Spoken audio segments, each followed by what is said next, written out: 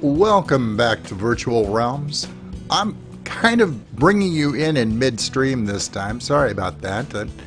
I had started fiddling around with an idea that I had for a build here in the Hidden Lake area, and it actually started working out better than I anticipated, and I thought, well, you know what? I'm just going to start recording and we'll see where this goes. I'm going to build up a pyramid here in the Hidden Lake area of the island.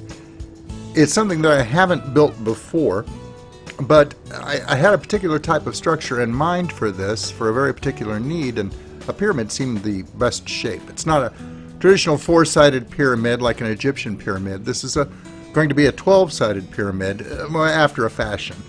It's going to have 6 main sides. Each one of those sides is going to be 11 triangular foundations wide, and it will have 6 corner pieces, and those corner pieces are only going to be 3 regular foundations wide, not triangular foundations.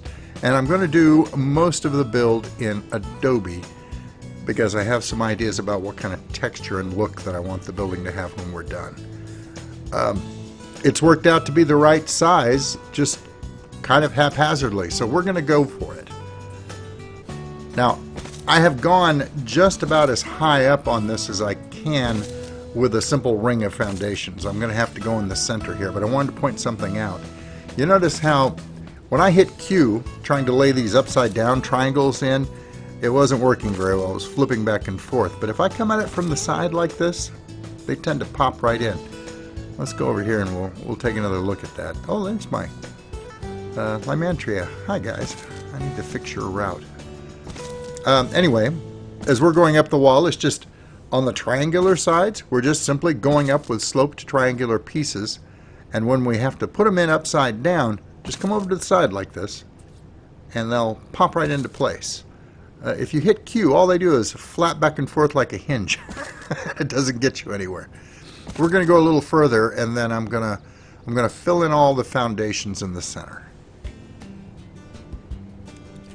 Oh, and I'm not going to bore you with going through every little last piece of putting these foundations in place, but I do want to point out that when filling in these foundations, it's going to work out a lot better for you if you stick to the exact same pattern. These square foundations on the corners, and then use triangular foundations to fill in all of the floor pieces as you go toward the center. That way everything will work out according to plan. Okay, we are closing in on the very center of the building, laying out these foundations, and I'm just about done with all the triangular foundations. Get the last one in place there. Now we'll finish off with these 3 wide square foundations. If they'll all behave and go into place properly, and of course they won't. They're going to embarrass me. Don't embarrass me. Be kind. There we go. Alright. Now we have a 6-sided structure here in the center. The actual sides as we go forward with the triangles have kind of naturally come to a point. And from this particular point right now, all of the square foundations have kind of met. There's a certain geometric symmetry to everything. Now we just place triangular foundations wherever they go naturally, and they will fill in this area perfectly. It just works out that way. And that same general premise of the triangular foundations will eventually end in a point, and you can continue on with the straight ones for quite a while, and then finish off with triangles in the last stage. That's something we're going to see a little later as we work on the sides of this pyramid as well. But you'll get it. You'll see that when we get there. Suffice to say, for right now, this is just a matter of filling in all the gaps. There we go. We're just ready to put the last 6 in place, except for that one. You didn't see that. We're gonna fix that in post. It doesn't exist. These are the last few, and the reason why I wanted to put these foundations in right now, I may be in creative mode, and we have collisions turned off, but I still have the need for foundational support turned on. It makes me think about how the building would be logically supported. So we really couldn't go any higher on the sides until that was done. But looking at it from up above, I think you can see how the geometry of the pieces fits together now. Now I've decided I'm going to put the entrances into this structure on each of the straight corners here.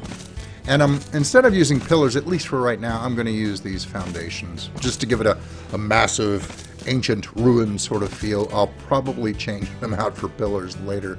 But for right now, this is how I'm going to do it, just to kind of give me that mental picture to work with.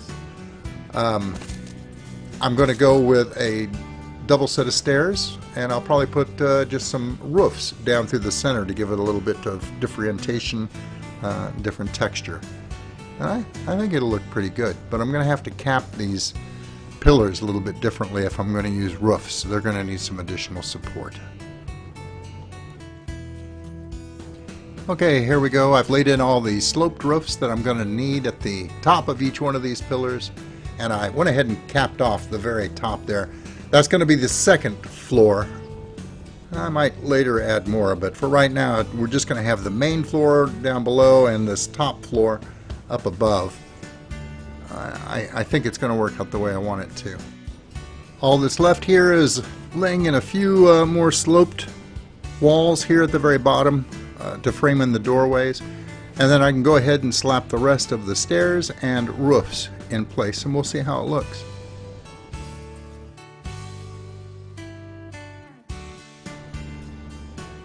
And there we go.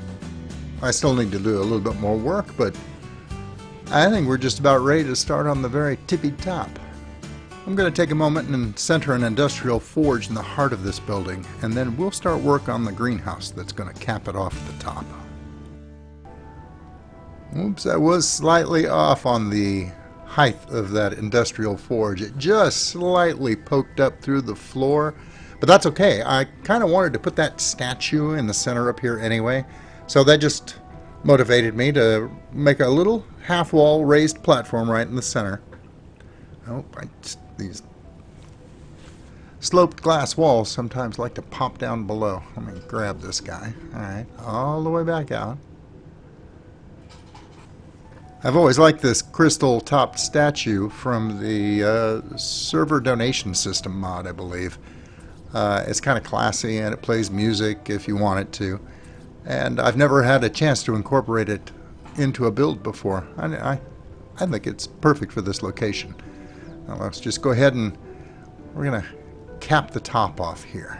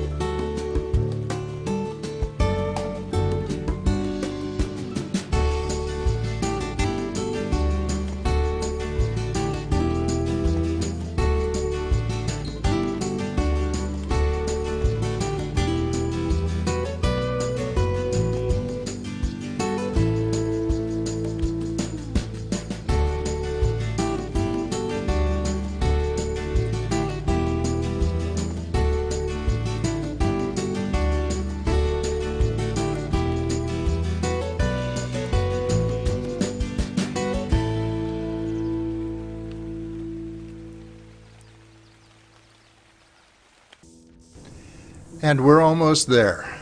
It turned out better than I had hoped. Step one, we're going to finish things up by, well, doing a little cosmetic work on the outside. I decided to go with the forest green paint job on, well, pretty much everything. I think I'm going to leave the steps alone though, but everything else is going to get a dose of forest green. I'm hoping that's going to give it kind of a mossy look when done on top of this stucco. Hopefully it'll give it a very natural feel, like it's been here for a really long period of time and the moss has kind of crept over everything. I did put in one layer of glass right there at the base to let in a little light, and it's the wall that faces the lake and has the best view, so I thought, why not? It's one little idiosyncrasy of the build that I think gives it a little bit of character. There we go. Hold on. I think it turned out okay. What do you think? Did it end up being too much? It's going to stay that way. I think it blends in fairly nicely. We'll back off and take another look at it. But I want to show you what I did up top. And I did replace those pillars inside around the forge too. The foundation pillars that I had made, I replaced them with regular ones for the most part, just to save on space. Up top, I'm going to start off by putting some crop plots down just to show you how many can fit into this space. A surprising amount, actually. You could grow a lot of stuff up here. But I'm going to fill in with other stuff just for expediency's sake. You know, actually, just to get a good idea of how it fits into the whole Hidden Lake area, let's take a run at it and quick tour through it just on foot. Alright, you think that blends in okay? I kind of like that. Let's zip on up in here and I'll show you what I did on the inside. I haven't placed any equipment in here yet other than the forge. I figure you guys would probably want to do that yourself. There's plenty of space in here for just about anything that you would want to put in here. You can put walls wherever you want. You can even add balconies or, well, even other floors if you really want to. Yeah, I'm really kind of glad I added that window. I painted it cantaloupe on the frame to make it look a little bit more bronzy or coppery. But I imagine most folks will fill this up with all sorts of equipment, their fabricators, industrial grills, that sort of thing. And you can really do anything with it that you want. It's a totally flexible space. Up top, I've just added some greenery from the various Ecos mods, just to give you an idea of what it would look like up here with a lot of lush plant life. Most people will just run a little plumbing up here and turn this into their greenhouse. It should work out pretty well for that. And it's relatively easy to get to, and you can grow a ton of stuff up here.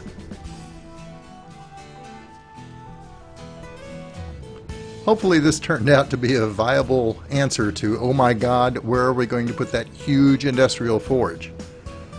Well, it'll work out that way for me. But how about you?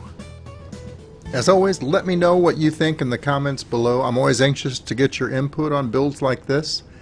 Do you like stuff like this? Because I do. I think it's kind of neat. It's something I've never done before. But if you don't like it, or perhaps you think that I'm a member of the Illuminati and I'm attempting to mind control you with this build, well, let me know that too. Although if you do decide to go that route, I should tell you that I have it from a reliable source. That lining your hat with tinfoil is no longer a viable defense. And on that note, I'll let you guys go. Until I see you next time, take care.